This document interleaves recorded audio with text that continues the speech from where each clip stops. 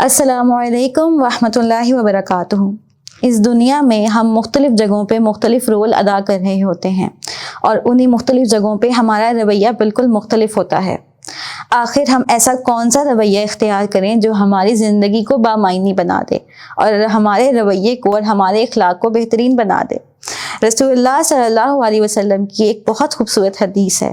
اس حدیث کو اگر ہم اس پہلو سے دیکھیں گے جو کہ ہمارے رویے کے متعلق ہے تو ہم ضرور اس سے فائدہ حاصل کریں گے۔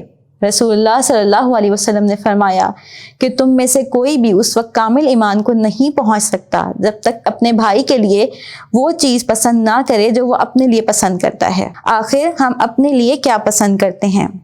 ہم چاہتے ہیں کہ جب ہم کسی جگہ جائیں تو ہماری عزت اور تکریم کی جائے، جب ہم کسی سے ملیں تو کوئی ہمیں اچھے سے بات کرے، اور جب ہمارا ذکر کیا جائے تو ہماری تعریف کی جائے، اور جب ہم کسی جگہ پہ کسی کے ساتھ ہوں تو وہ ہم سے اچھی بات کرے۔